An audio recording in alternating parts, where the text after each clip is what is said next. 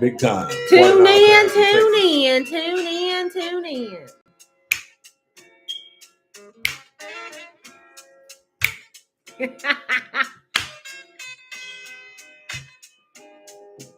Y'all, I'm running a braid special too. I like to do little kids hair, so I'm gonna run a braid special for little girls to get their hair braided, little girls, little boys to get their hair braided. They seem to be my favorite clients here in Georgia. So you need your kids' hair braided, y'all holler at me, get at me. I do grown up hair too. It's just I just have a way with children that yeah, I love it. I got one little girl, her grandmother swears she a crybaby, but when I get on her head, the baby ain't cried not one time. So yeah, y'all just hit me up, holler at me. And that somebody is me. Again, we don't own the rights to the music. We just really like it. So we just playing it a little bit, giving people time to come on in and tune on in and tune on in. Again, today's topic is going to be on relationships. And there's somebody is me. Man, that song will be jamming in some bump, man. In my truck, that's something. Whew. I love it. TK Soul does something to my soul. You heard me? That somebody is key.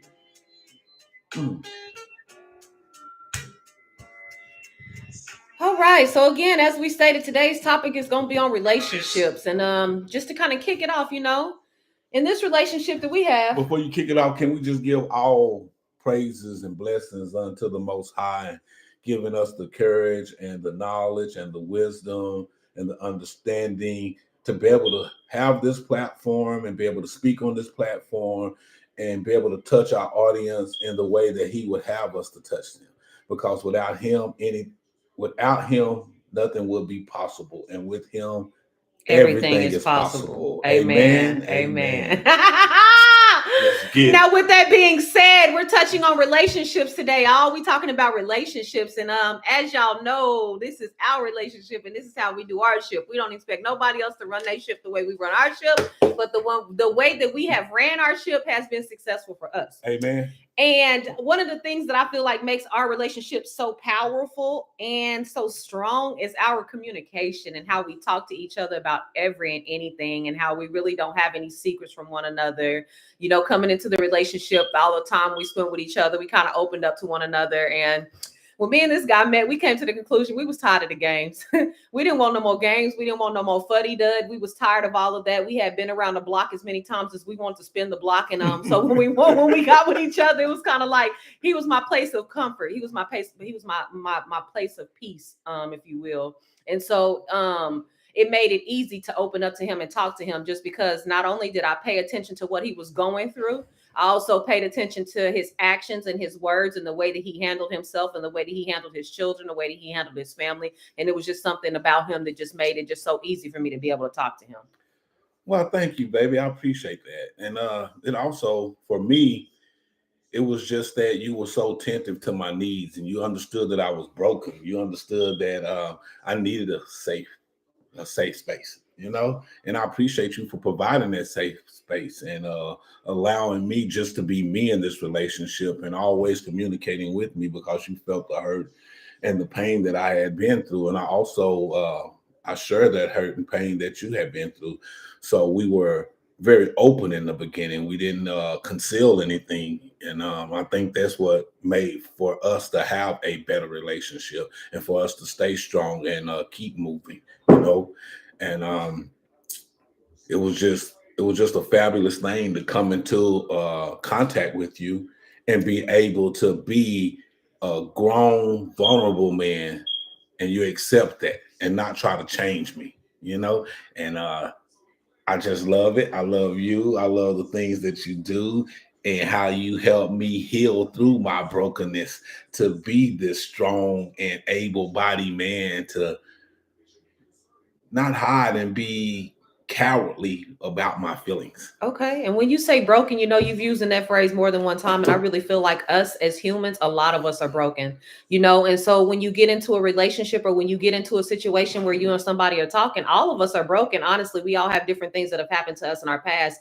And that's where the brokenness comes from. But to me, life is about finding that other broken spirit and being willing to help put that person's pieces back together. And so we've started mending and putting our pieces back together, and the way that we're putting our puzzle together, it just looks so beautiful right now. I mean, just everything that we've been through, I wouldn't change it for the world, you know. Me either. The ups, the downs, the smiles, the frowns, every little piece of what we've been through, you know, I appreciate it, and it's helped make us so strong, because we've shown each other that no matter what has happened and no matter what has came up, we're gonna fight for each other. We're gonna talk to each other. We're gonna discuss how each one feels. We don't just talk to talk. We talk to actually hear you and to listen. And so when I hear you and I'm listening to you and you're telling me you're thanking me for being the woman that I am just a person who I love, right? I'm really big on love. And so when I came into your space and you came into mine and you opened up to me and you showed me a sign of vulnerability, that allowed me to show you vulnerability in return. And that's how the communication became so strong, was because we weren't scared to tell each other bits and pieces about one another, fearing that that information would go further than just you and I. I know for me personally, in the past, I have opened up about some things from my childhood. And the minute a person got mad at me, they threw those things in my face. So it made me scared to open up to you about certain things, because I didn't want that to be our same circumstances. But being with you almost 10 years, you have yet to throw those things back in my face. So I love you. I appreciate you. I see you. I respect you. I cherish you. I honor you. I love being in this space with you. And I know that we can't do nothing but grow from here where we are, you know? So I'm really happy that we have been able to create a space to be honest, kind, and respectful to one another. And it's a safe space. I'm also happy that when me and you met each other, we were on the same page about keeping people out of our business. Man. Neither one of us wanted to hurt the other one, and neither one of us wanted to take the hurt that we had experienced from the past and apply it to our present relationship. We were able to get to know one another for who we were, instead of the people that were in our past, and try to carry that excess baggage from our past into our present relationship. Mm-hmm, I appreciate you for being the grown man that you are, and understanding and recognizing that I'm not the women that you've had in your past. And I also respect and acknowledge the fact that you're not the men nor the women that I've had in my past. You understand what I'm saying? Understood. So with that being said, I have been able to wrap my heart around yours and try to keep certain hurt away from you. When I see somebody coming into our room and they're trying to hurt you, I instantly get offended. I take offense to that. I take that shit personal, and I'm coming out swinging. There's nothing else that you can say. I'm not the type of female that I'm going to come sit and talk to you about my husband and what's going on with me and my husband. Now you think it's okay to throw little slugs at my husband, or, you know, just, that's not me. Yeah. I'm going to love and protect you. Another thing I really appreciate about you and our relationship is, no matter what we've been through in the course of these 9.5 years, you've never ran to social media with our problems. I've never ran to social media with our problems. And that's not to say that we don't have problems. That's not to say we don't have issues. And that's not to say that things don't come up within our relationship, but we are not the type to run to social media and crave that attention from them outsiders in our relationship. And I love you and appreciate you for that. You're welcome. That's none of their business. You know, you only give social media what you want them to have. You know what I'm saying? And that's how you build trust. You build trust with a person by allowing them to see truly who you are, you know, and not changing up, because a lot of people just want it for the facade. Right. You know, they want it to see what response they get from the outside world. And the outside world don't mean a hill of beans to the inside world. Because when you're having trouble to pay bills, or you're having trouble coping with your family that you come from, or with the kids that you have created, you know, the outside world really don't have a say-so in that, because these are day-to-day things that go on with you. And we just listen to one another to understand that, hey, this is what that person is needing right then and there. And you learn those love languages that that person possesses, and how to help them with that love language without unspoken words. So speaking of love languages, do you feel like I have learned your love languages, and do you feel like I properly tend to your love languages, and vice versa? Do you feel like you've learned my love languages and that you properly tend to my love languages? I think so. Okay. And I think that we are unlocking other love languages that we didn't even know that we had. That's some real shit. That's real. That's real. And I think that we are doing a good job without professional help or seeking guidance in that way. I know at one point in time when we stayed in Denison, our next door neighbor gave us a book about the 5 love languages. And I appreciate her for that because we sat down together and read that book together about the love languages. And so that helped us to understand what the different love languages, just, they just broke down 5 in that book. But to be honest with you, there's so many different levels to love languages. There aren't just 5 love languages. I understand the 5 basic ones that they mention within the book.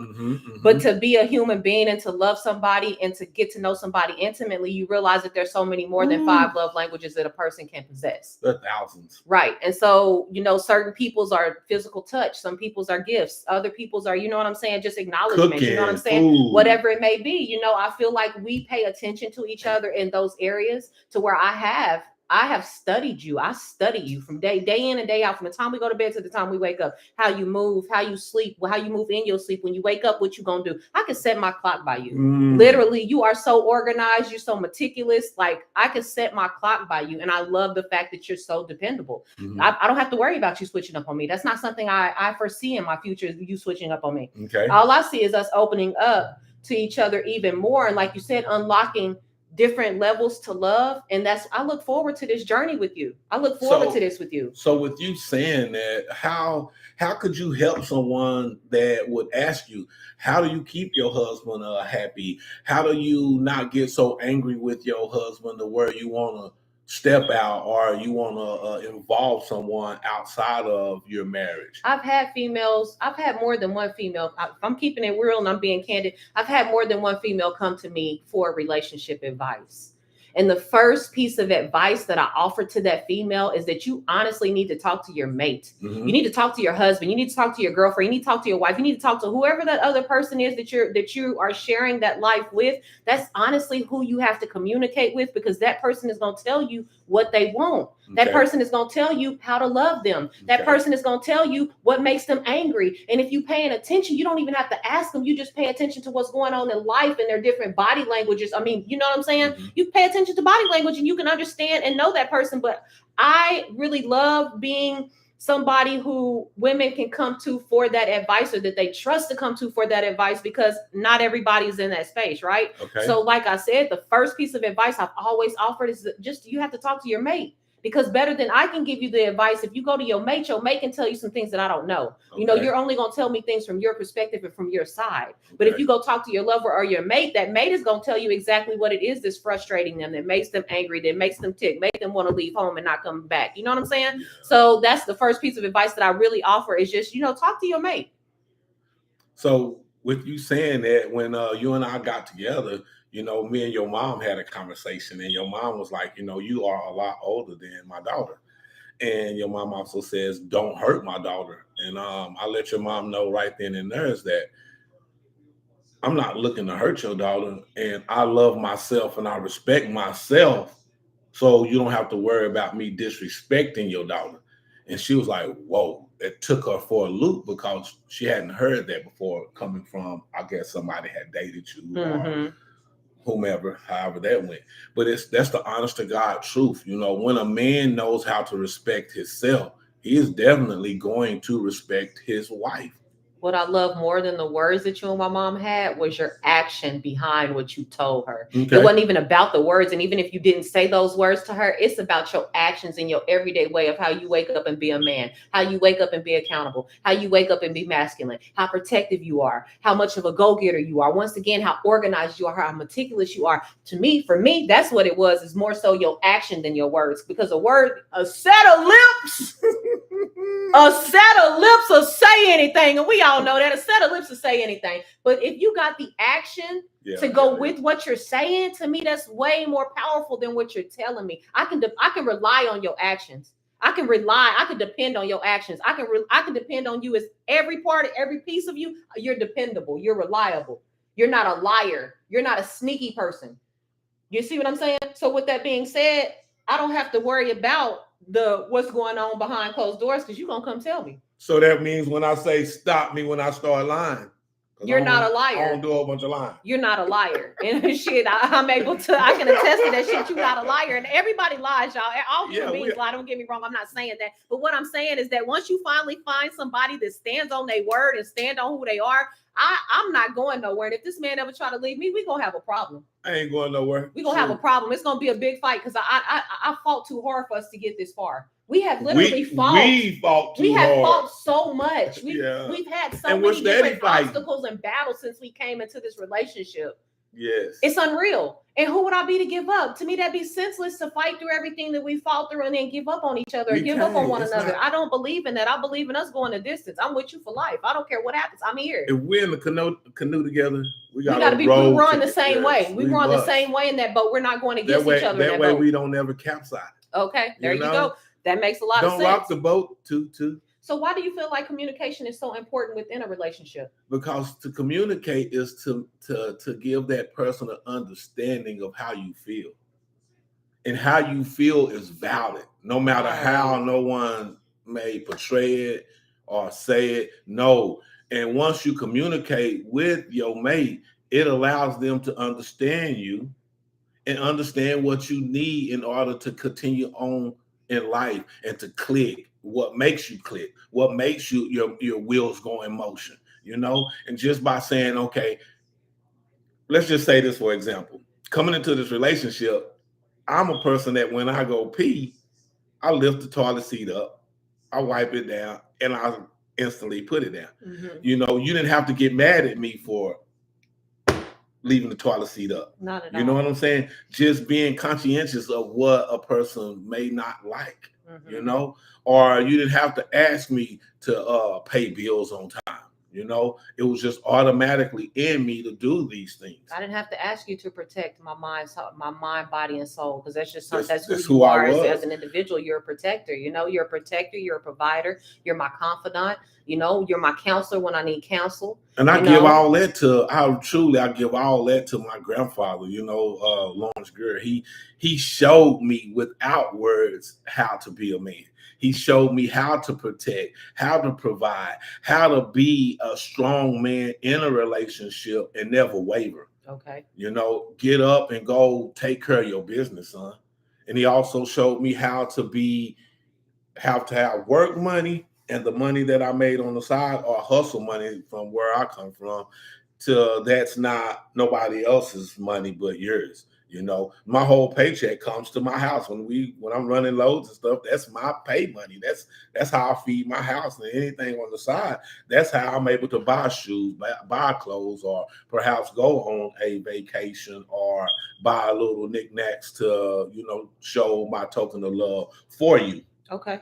Knick-knack, paddywhack. Give a dog a bone. Oh, shit. Let a dog roam. He'll find his way home. Okay. Okay. So do you feel like that you're an active listener? I am an active listener. Do you feel like you're an attentive listener? I am attentive. Okay. And explain why you feel that way. The reason is because if you tell me you don't like something, I'm going to stop that.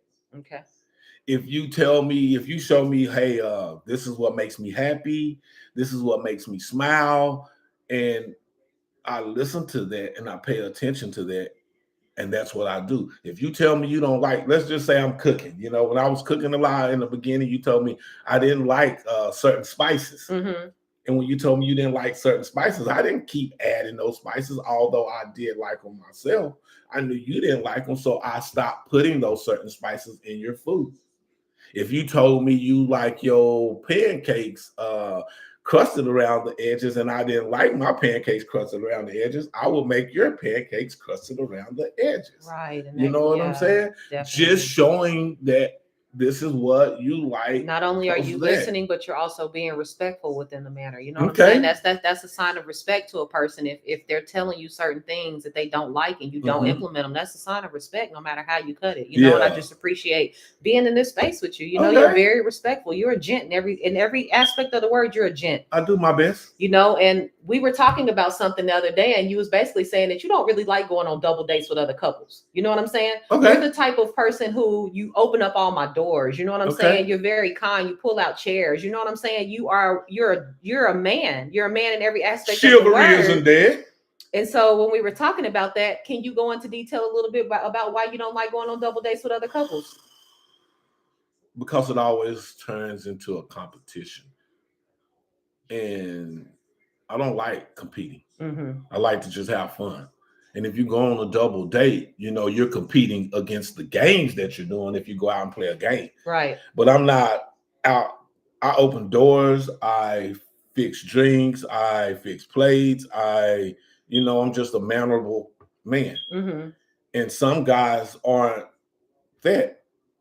And women get with these guys, and then you go on a double date, and that guy's not doing it. That's just not who that guy is. Mm-hmm. And not just saying guys, women they're not catering to their man. They're selfish. So I'll we use the word. remember we were at a function, mm-hmm. And you kept coming to check on me to see if I needed something else to drink, if I needed some more food, if you were okay. And we had a couple where a gentleman was saying instantly, hey, that's what I need you to do. That's what I need. Instead of pulling her to the side and saying, he made it a spectacle in front of everybody. Hey, you see what she doing for him, and you see how she keep coming to her and checking on him. And this couple is older than us, so they've been together for years. And I kept telling him, hey, don't do that. Don't do that. Mm-hmm. You know what I'm saying? Don't do that. Pull her to the side or whatever and say that. Oh no, you know what I'm saying? And he ended up having her to do those transformations right then and there, and he ended up getting intoxicated more than he normally would because he want her to be me.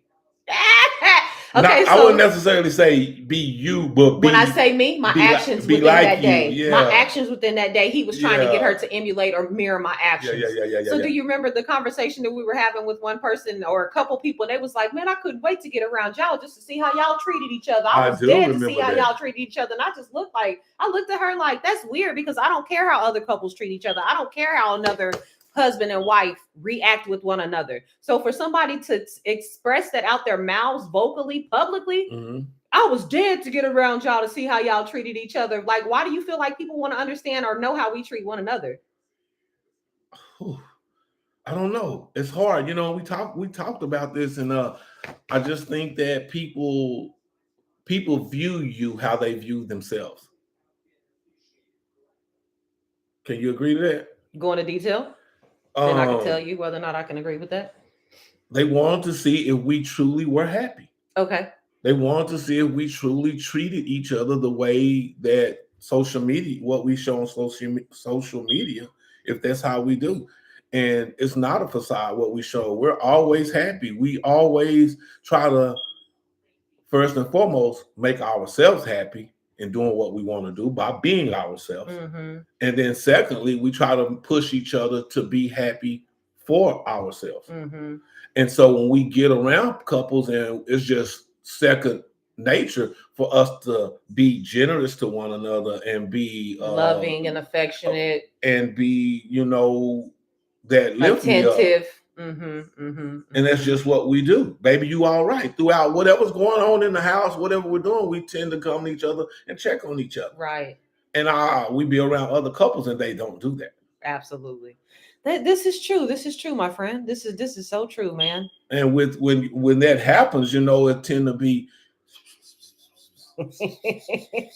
and that's okay because that's going to happen no matter what. It's going to happen. But when you have built your relationship on solid ground or solid foundation, when you get amongst the masses, this is who you are. Right. It's just, you don't have to put on a show. It's not like you have to click because, I'm in front of people, so let me act this way. Or, the people are gone, so now let me go back to acting this way. When you just really treat each other with respect and you value one another, there's no facade that you have to put on because this is just who we are and this is how we love each other. This is the respect that we hold for each other within this relationship. So I feel that. And also with everybody that's looking and listening, when we first got together, we didn't do it for the masses. We were truly liking one another. We were truly dating one another. So we didn't keep it a secret, but we wanted to make sure that we were good. We were solid with one another first. So when we came out and said, okay, we were together, that we were together. Right. And that it was an unbreakable bond because once you get with somebody, people are instantly going to try to break that bond. People are instantly going to bring up what you used to do and who you used to be and the places that you used to go.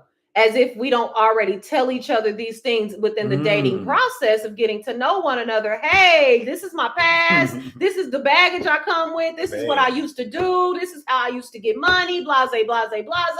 Here come the next mother. Well, you know she used to talk to girls. Well, you know she like this, and you know she do that, and you know she do that. Well, sir and ma'am, she's already told me that, so it's not like you kind of looking like a hater at this point, because these are things that we talked about in the preliminaries. We're getting to know one another. You know what I'm saying? So it's just weird to me how people, when they see you happy and in love with somebody, they try to throw their darts. How they try to throw that, right? And it's motherfuckers don't even want you. They just don't want to see you happy with the person that they see you gonna be happy with. And see, me, I was big on every time that we go out places, I had already let you know that, hey, maybe I have had a situation, or I was a man about town, you know what I'm saying? And so I would always let you know that, hey, we're going to be going over so-and-so, or we're going to be in this area. So I want to let you know that, hey, maybe I have had a conversation with that person, or we have done something, so that once we get there, you don't be the butt end of the joke. Right. So if people are laughing, or if they saying something, you already know. So that automatically makes you more secure about what these people are saying, because it's not a secret. That made me respect you a lot more too, because a lot of people don't do that. A lot of people that have had run-ins with people in the past, they keep that shit to themselves, so that when they want to come swing back around, they able to shouty swing my way, because they haven't told you about nothing. So, you know, when you started opening up to me and telling me all this different stuff, I was kind of like, boom, you know what I'm saying? Like my head was just like, I was like, damn, okay. And I had to process it, really, honestly. And I would rather. But everything that you were telling me was before me, so it's not like I could judge you. It's not like I could be mad at you, and it's not like I could tell you, hey, I don't want to deal with you no more, because you were being so upfront and honest. You know, to the point of where, when a situation came and you told me you had asked a certain individual about me, and asked that person was out for the streets, and that person lied to you and told you whatever that person told you, I had to come and, no, I don't even know why that motherfucker would lie to you like that, but this happened, da, da, da, da. I was the one that came to you and brought you that information. So I feel like both ways, we were just very open, honest, and candid with each other about the things that had happened. And that's what relationships should be built on. Right. You should build on honesty, you know, and integrity. This is true. You know, because you are a representation of that person when you're not around. Oh, heck yeah. Just like that's the same as your children. Your kids are going to forever be a representation of you. So no matter how far and what country they move to, what city they move to, no matter what they go do in life, no matter what they put on, they dress, they drink, they smoke, they're a representation of their parents. Right. So me personally, I'm just really big on that. So let me ask you this. How do you feel like the advice has been? Like, do we take each other's advice more in the beginning, or do you feel like we take each other's advice a little bit better now, deep into the relationship, versus when we first started? I think in the beginning we took each other's advice to heart, and sometimes we may have acted on it, or may not have. We took from it what we wanted, and we left the rest. And even now we take what we want from it and leave the rest. But more so now, we have learned that the advice that was given by was not to hurt the other one. It was for building and understanding, and that I'm looking out for what's best for you. Right. I just know in certain situations, you know what I'm saying? I feel like I would give you certain advice, and I don't know. I can't say that it would hurt your feelings, but I seen the emotion within. Which, when you were listening to the advice that I'm giving, I can see the emotion all over your face. And now I don't know if the emotion was that it was making you angry or upset, or you didn't want to listen to the advice, but I can honestly say that you applied that advice. And one piece of advice that I know that you stuck with to this day: why do you keep going over there to get that hurt? This place, this particular spot, is a place of hurt for you. And every time you come from this place, you're hurt, you're broken, you're down and out because of the people that are there and want to always apply that pressure to you. Why do you keep going over there getting that hurt? And I guess you thought about what I was saying. You thought about the hurt that really came from the situation. And so you found your ways to stick and move and go when you wanted to go, when nobody else was going to be around. You know what I'm saying? I had to learn. You know, you said, you know, move your buttons. Right. Move your buttons. Right. And I wasn't internalizing it at the time. You know, I just felt like that this was what I thought was love. Right. You know, and because we come from certain backgrounds, you feel like that you have to endure those pains. You have to endure those, because that is what you feel like is love, and what you feel like is the norm. And that's not good. That's not healthy. That's I think somebody, I said I had the doorbell ring. I'll go check it out, but I doubt check it out. But I felt like that was love. I felt like that was where you go to get healed, but it was being I was being broken, you know. We're not used to nobody ringing the doorbell, so I'm trying to figure out what it is. Maybe somebody's dropping off a package or something. She's always on ordering something. Oh, okay, it sounds like it. Maybe it might have been something else. But I learned to remove myself from places that was hurting me. I learned to and not react or get involved with certain things because people be looking for a reaction. A reaction. People do things wanting a reaction, right? They do things intentionally, you know. And when you are happy, a lot of people don't want you to be happy. And you brought me happiness. And a lot of the people I grew up with or friends or associates would always say that you make my dude happy. Right. I got that. A lot of your people told me that. You make this man happy. I see the happiness in this nigga, man. This nigga didn't change, man. You didn't change him. You bring it out the best in him. I was just like, oh, shoot. A lot of your friends felt like I took you away from them. My people didn't give you that praise. They didn't tell you that you're bringing out the best in me. What came out of the situation from my end was, oh, I was mad at you, or oh, I was jealous because I felt like this dude was taking you away from me. I didn't really get the, oh, he makes you happy and I see the happiness in you, and I wish that they would have been able to express that a little differently. But people feel the way that they feel, and you can't dictate somebody else's feelings and how they're going to feel about it. You know, I know 2 or 3 people for a fact told you, hey, or told me. Thank you. Appreciate you tuning in.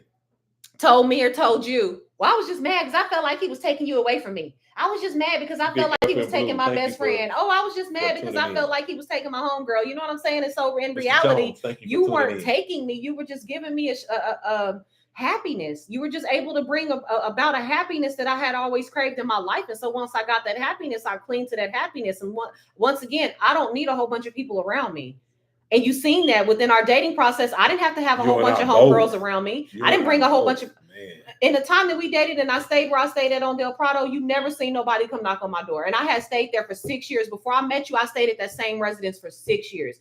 Nobody ever came and knocked on my door the entire time me and you were dating. Nobody. And that's what helped me also to understand that you were about your business. I don't keep company. I don't like people to know where I stay at. Like I said, I had stayed there 6 years and before I started dating you, and it was only 2 people that really knew how to get where I lived at. That's just how private I was, you know, because as a single parent, I always looked at life like people were out to get me. You know what I'm saying? If I bring somebody around me, they're going to know where I stay at. Oh, my house is going to get broken too while I'm at work. You know, I had all types of thoughts, but more so, I was just trying to protect. I was just trying to protect my sanctuary, and I was trying to protect my place of peace for me and my child. So a lot of people didn't know where I stayed at. But then once you did start coming around, shit, you would go buy groceries, come cook. Man, that's what I'm supposed to do. You and your kids would come spend the entire weekend with me. And then after you cook, you clean up. I'm just like, oh my God, I ain't never had this type of dude in my life ever. And see, you know, when we met, you know, I was fresh out of prison. I had probably been out of prison at that time, probably, I guess, about 6 months, if that. And I was just working, and you know, I was at my grandparents' house with kids, and my kids were living at 2 different places, and I was working at 2 different places, and just trying to make life good. And when I met you, and you opened up, and I opened up to you, and you had your own place, and you allowed me to come over, that was a safe place for me. Not that I needed you to lay at your house, because I didn't live in the house with you, but on the weekends when I got off of work, I knew, okay, I'm gonna go over. I like to cook. I like to eat. So it happened, you know, and I was able to go over there and cook and get some peace of mind, you know, in my journey getting reintegrated back with society. You were there and showed me love from a mate's perspective, not family. You know what I'm saying? Because family is just that. The family is there, and you know, you have good and bad times with family. But to have a helpmate, it was awesome. Something I don't ever think that I've told you before. You know, like when we first started talking and a particular individual came to you and told you that I give them this vibe or this feeling. I really feel like that person already saw the love within us for each other. Follow. That person already knew right off the rip and could feel and can sense that I was going to provide to you a love that they were never able or capable of giving to you. That makes sense. So right off the rip, try to hurry up and separate and divide us because this person was incapable of showing you a certain type of love. She already knew that I was going to provide that love for you, so she immediately tried to create that rift within us, in our relationship, and try to hurry up and separate us. But when you have your own mind and your own way of doing things as a man, you know, it's hard for you to sway. Mm-hmm. No one can make you sway. When you're a man, you're going to make some decisions and you're going to do some things that going to upset a lot of people.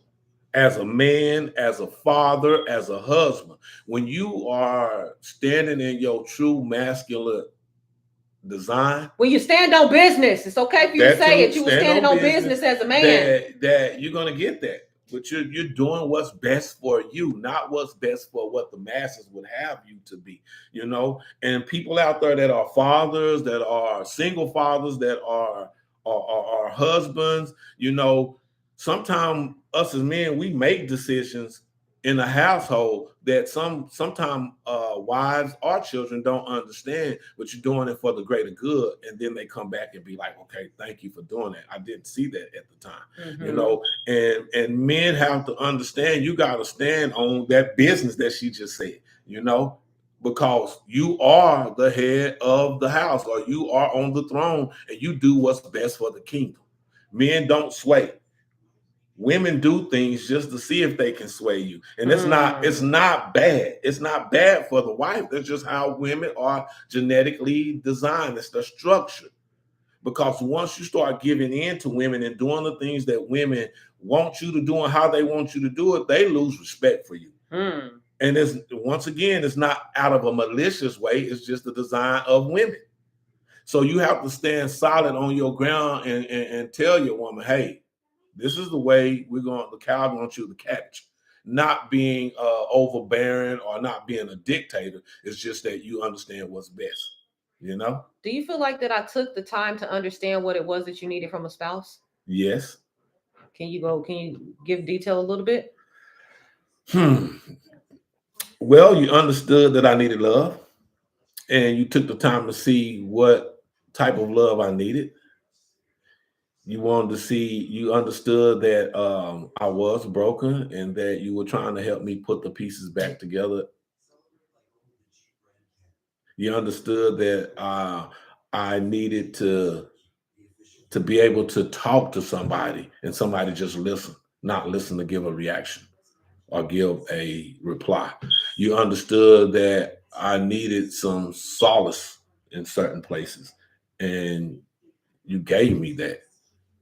You know, you also gave me my space when you seen that I was in a place to where I couldn't talk or I didn't want to talk. You didn't press me, you know. You understood that I needed a mother figure in my kid's life without me expressing that. You paid attention, you watched, you looked, you came around, you saw what I did. So all you did was just pick up those pieces and dove right in. And that's what made me fall in love with you more, is because you was able to come into my life and help me with my kids without me telling you I needed help with my kids, you know?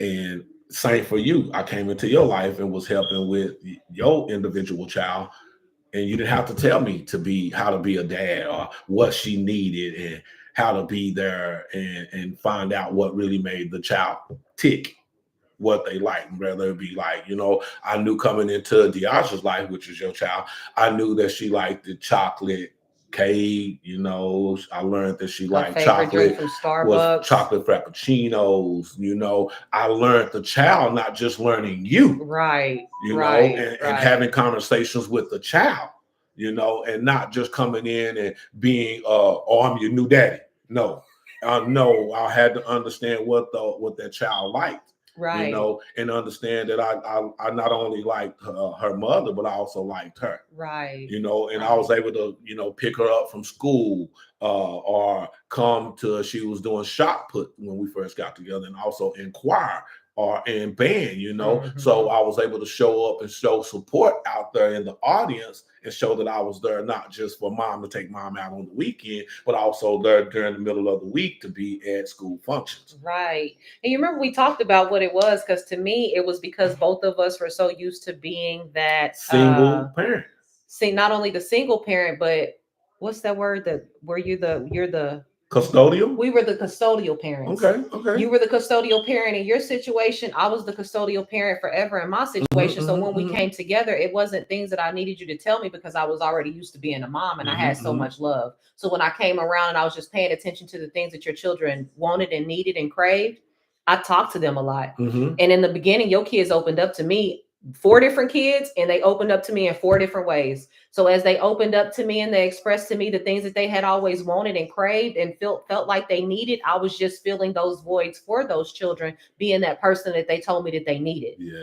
So with even now, the ones that still allow me to be there for them, I just be what they've always told me they craved and wanted. And that's why the relationship is so easy going, because I'm not trying to push my way into your life. If you don't talk to me, you don't deal with me, you don't call me, you don't reach out to me, even with my own, I'm not going to kiss your ass and reach out to you. But if you reach out to me and you tell me that you love me and we still are able to have a respectful relationship, we'll have a respectful relationship to the end of time. So do you think that's, being committed to the time that you put into them, that they're able to come to you and say those things?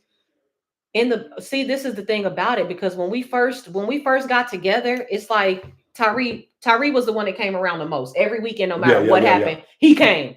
He was there, Johnny on the spot. Taria would come spot here and there. Kiara, not so much.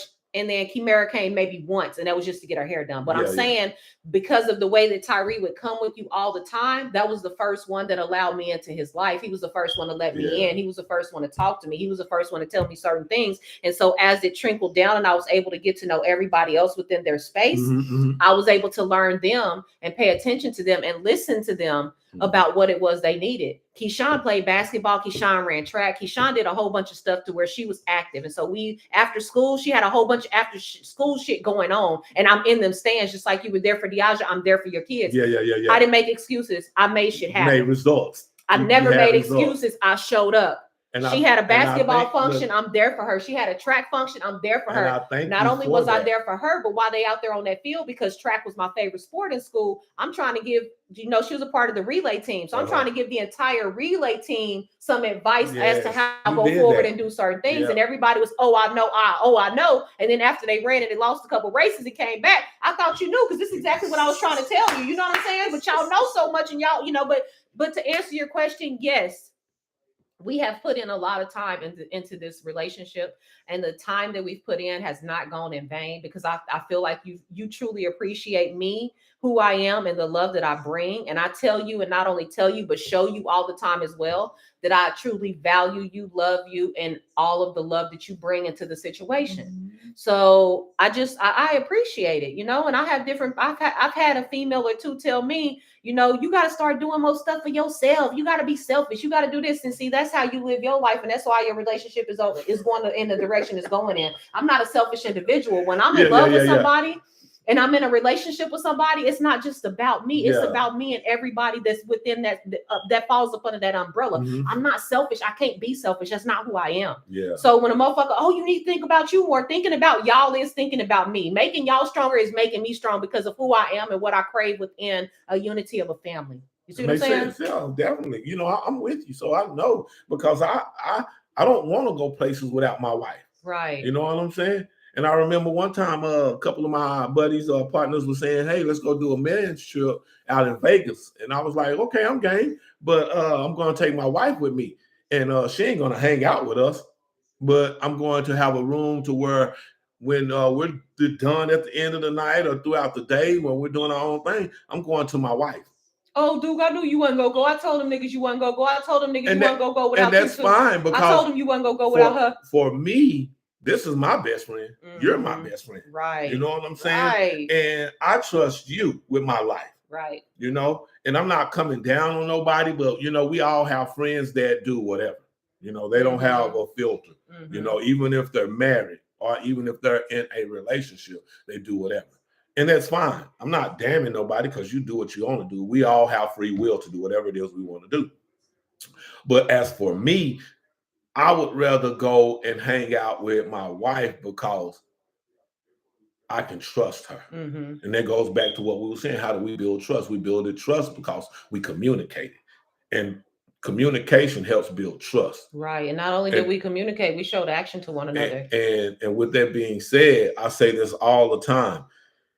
If you are hanging with somebody that is not right by their mate, not faithful to their mate. Mm-hmm. I'm not just going to say faithful, just right by them, having the integrity to do right by them when they're not looking.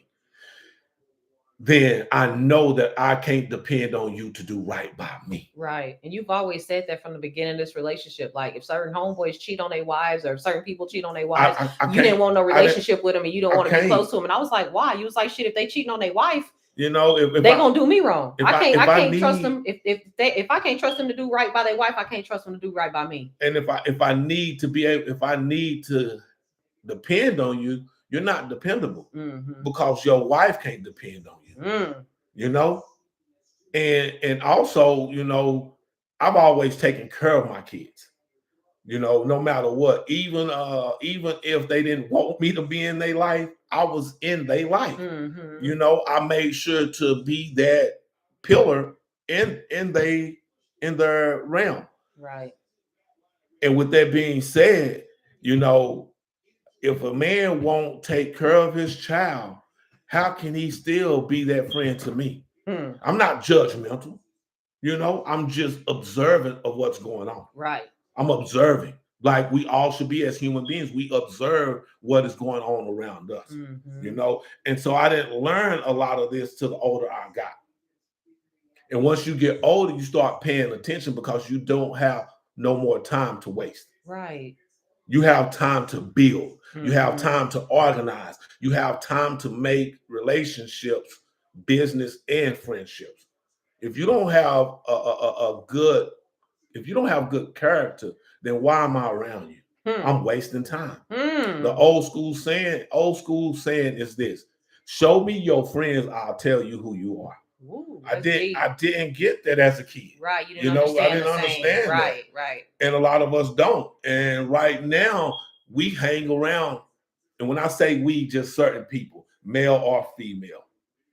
We hang around people because they are related to us by blood. We hang around certain people because, we've known each other since the cradle, or we've known each other since kindergarten. Well, look at your life and see where you're going, see where they're going, or are you all trying to pull each other up, or are they trying to pull you down when you're trying to elevate? Right. You have to look at those things and understand that, okay, I love you. I don't dislike you, but I can't hang with you no more because we're not going in the same direction. We're going in opposite direction. And maybe later on, a year, 6 months, 2 years, 5 years, we may come back together and we're able to say, okay, hey, we laughed at that, but we're moving forward in life and getting up to that next pinnacle. Right. That makes sense. But I can no longer hang with people or be around people that all they talk about is what we did in high school or what we did in our 20s, what we did in our 30s. You know, we're no longer 20 or 30. Everybody right now is young as they're going to ever be. You ain't getting no younger. Right. So you have to move forward in life and build with the people that are going places. And you and I are trying to build with people that are going places that are not stagnant or stuck on what we used to do when we used to hang around and we were kids. We are moving into the life or the pinnacle to where some of us are going to have to help take care of parents. Some of us are going to have to help take care of grandparents. And we can't take care of grandparents or parents talking about what we did when we hung up under the tree. We need people that's going to be, okay, I take care of this person now. And hey, look out, man, I can't do that, but can you bring this by the house for me? You know what I'm saying? I'm not able to go by there. Can you just step in and check on my grandmother? Right. Can you step in and check on my grandfather? Can you step in and check on my dad? Can you step in and check on my mom? Right. You know what I'm saying? And those are the relationships that you want to build in with outside of your wife or your husband. You know what I'm saying? It Hey makes man, sense. It makes perfect sense. hey, look, I live way down here. Y'all see my daughter or y'all see my son, they messing up. I don't shouldn't have to be able to go talk to you about it. You know me. Mm-hmm. Step in and pull my son's coattail. Mm-hmm. Step in and pull my daughter's coattail. Say, you know better than that. You know, those are the things that we need in life to help your relationship build forward instead of sitting back talking about people. Ooh. You know that, and that's the truth. Deep. That's deep. That's just the truth because that's how we were reared. Right. We were reared in that facet to where if you see somebody, if somebody saw you messing up, they grabbed your coattail, they spoke with you, they talked to you, and said, "Hey, you know your people don't like that. You know you stepping out of line." And that's who we were in this relationship. Right. Pulling each other coattail, dun dun dun, bringing it to the forefront, making you aware, making me aware, and making us tighten up. So with that being said, being that this is your second marriage and you've done this thing before, do you feel like as a man that you get enough time for yourself personally? And then do you feel like you have enough family time? I feel like yes, I do. And I choose to compartmentalize my time. Okay. And a lot of my time is my family. And my personal time is my family too. I don't want to go out to the clubs. A lot of guys my age are going out to the clubs still. A lot of guys my age are going and doing, whatever. Now, I like to go to football games, without my wife. I like to go maybe shoot some pool or something. But for the vast majority of my time and the time that we live in, I would just rather spend my time with you. Aren't you just the sweetest? And, because I don't like to do things in vain. I don't know. I went, let's just say, I went to Barbados. Mm-hmm. Remember? I went to Barbados for the wedding. How could I forget? He got to go internationally by himself. And I did not, you didn't accompany me. Mm-hmm. And the whole time I was there, I had fun, but I was missing your companionship. Because for one, I was at Sandals. Mm-hmm. And Sandals is a couples only or adult only place. And so as I'm walking around, I'm having fun, I'm eating, I'm drinking, I'm mingling and mixing with the people that I'm there with and the people that was at the facility. It's just like every corner you turn that people are, lovey-dovey. You know what I'm saying? Mm-hmm. And so I vowed then that when I go out of the country that I would not go without you anymore. Okay. So I value our time because we, once again, hey, we getting old. Mm-hmm. We getting old. And success and happiness is measured by the people you spend it with. So let me ask you this. Do you feel like we still date each other? Yeah. Are those dates expensive and who plans them? We date each other and we both plan them. And anytime that we are not being mom and dad, we trying to go somewhere and eat a little bit. Okay. We go bowling, go to matinees, or set up when it was still warm or whatever. I'll set out a blanket in the backyard and make my own charcuterie board and with a little wine, and we get out there and just lay down in. Oh my you know God. What I'm saying? I love you so much. I just love you so much. Shit. My daughter can attest to that. While she was here one time, I laid out in the backyard, a little spread. And she was like, wow, Dad, that was cool. I've never had that done. And it was just fun. Dating and planning for dates, it takes just a little bit of effort. Right. It don't take no whole grand finale. No, it's a few dollars to make a date, a box of pizza, a bottle of wine, a dinner and a movie, going up around the corner and bowling for an hour or two, and me and you, we go to the movies. We take a backpack. Okay. We take our own drinks. Okay. We fill our Yetis up with ice. we put them in that backpack along with some microwave popcorn, a couple of little boxes of candy from Walmart. You know, just whatever we feel like we gonna want throughout the movie. We make sure to take that on our own and pack it up. Cause yeah, so I'm not gonna go spend $25. I'm not gonna go spend $100 at the movies for the same stuff I can spend 25 cents for. You know what I'm saying? But anyway, yeah. So with that being said, you know, you said you feel like you do get your own personal time, but you said you feel your personal time with family. So then how are you able to recharge if the personal time that you're allowed it, you're still spending it with family? Because as you know, I do hot shots. So when I'm out on the road, I'm able to recharge.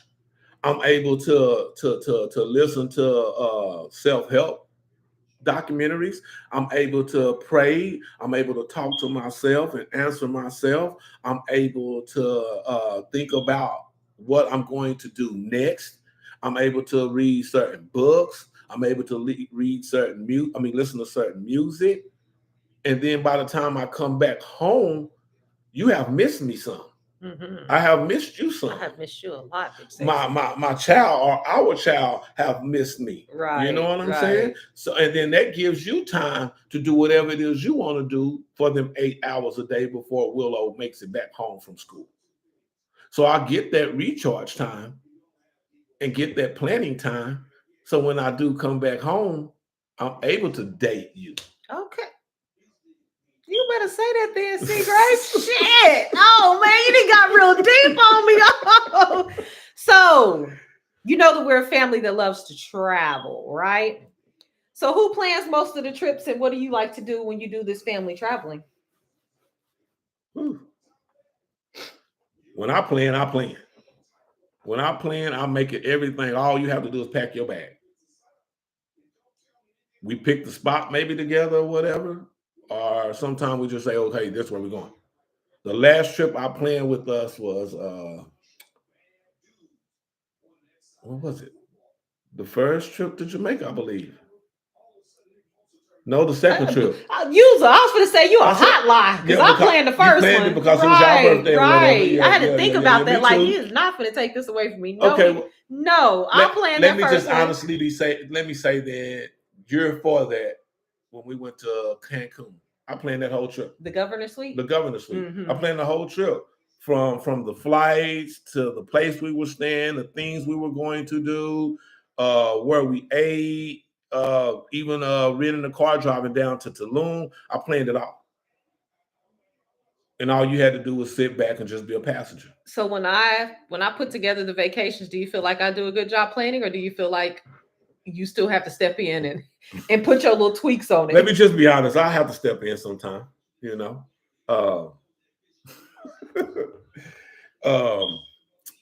And most of the time you plan because you like to go out and do things. I like to stay at the beach. Or if we go out and maneuver, I still like to sit back and just chill.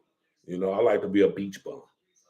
You're more into excursions and things of that nature. And I'll go along with it, but I'll just rather sit back and drink me a few beers, sit back on the beach and bake. So what's the like when we be going places? Because like technically everywhere we've been so far, we have a contact within that country except for Barbados. So what's the like? How do you feel like it is versus in the U.S. versus going on to these different countries when it comes to making those contacts?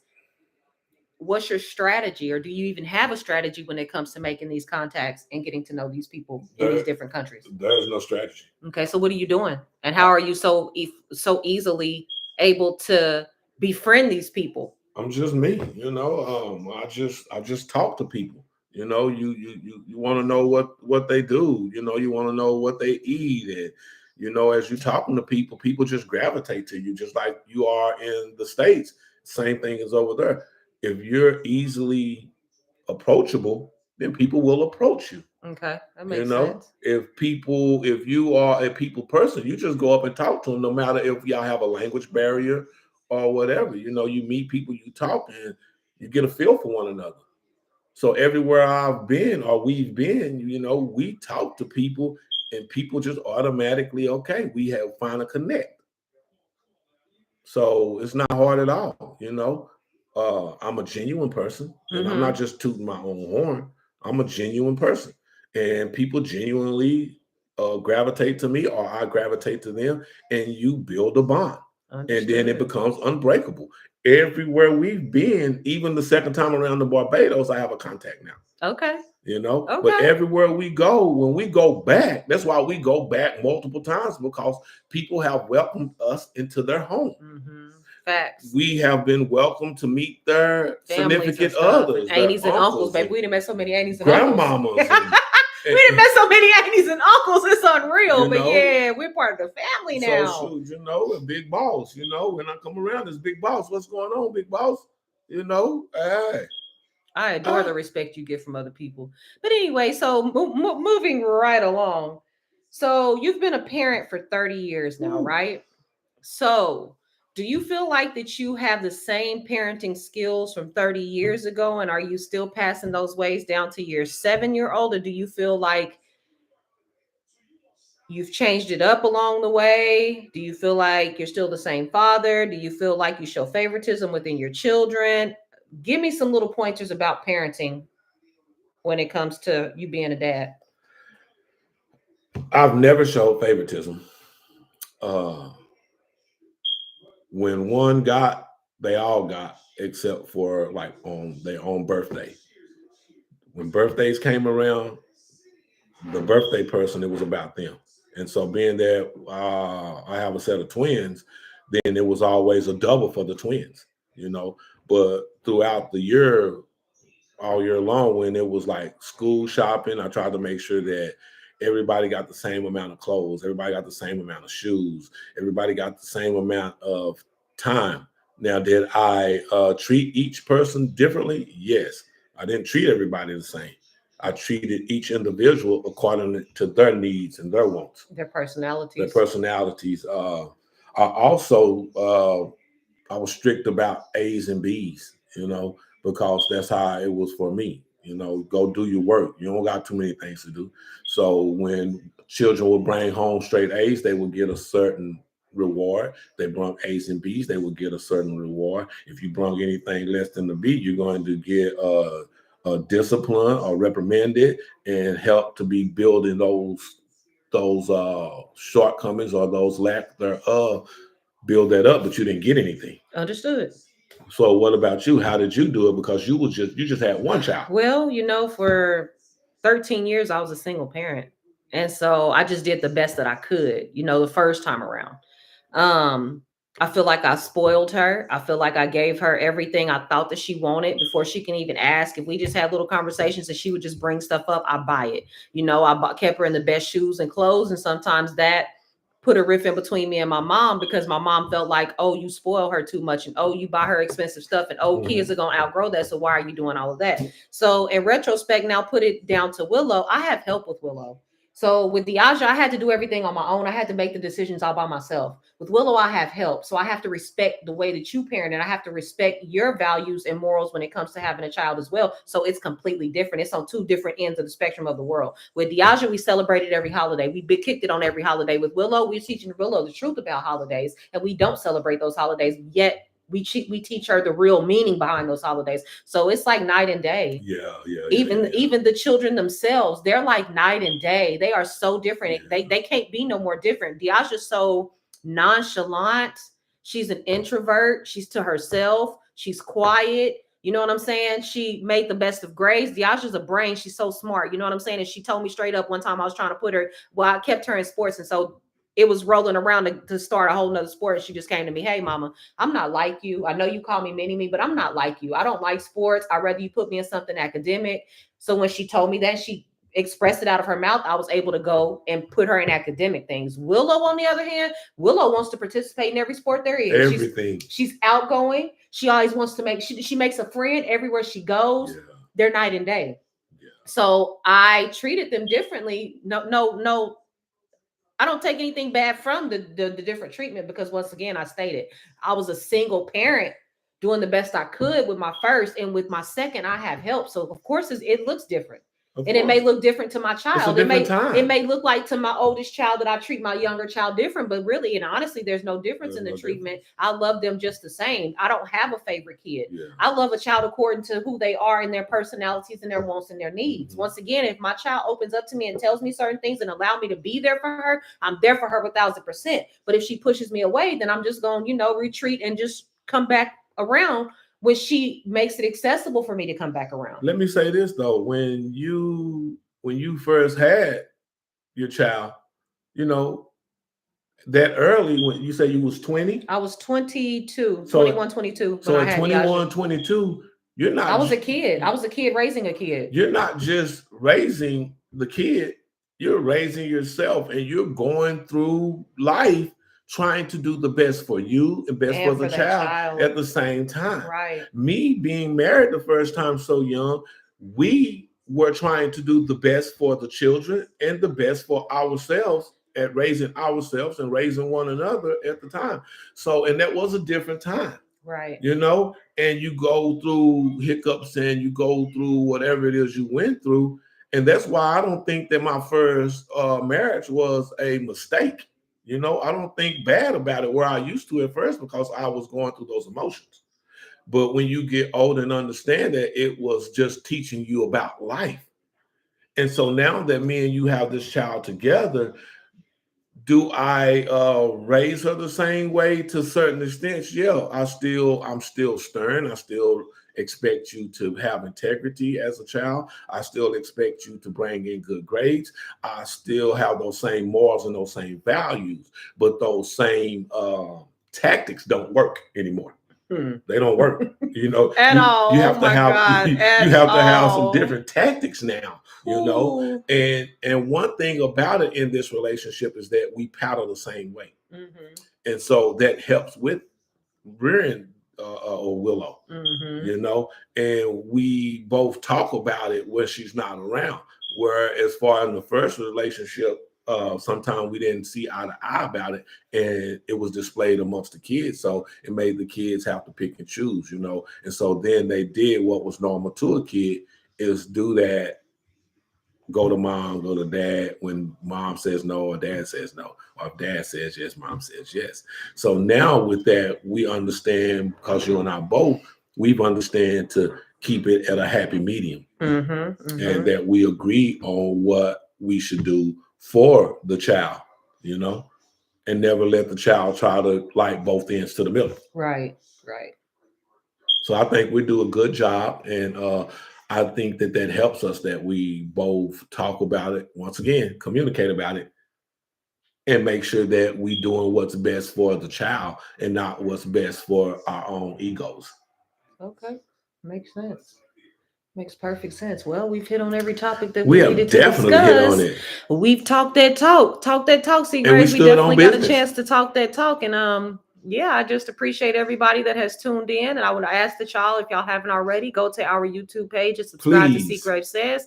That way we can build our following and we no longer have to go lives on our phone. We could just go live from the Seagraves Says page. For now, we're still going live because a lot of our audience does come to our lives on Facebook or different platforms. But as we go, we're going to continue to grow and get better. And once again, I just thank everybody for tuning in. Y'all have a good rest of your day. And go 49ers.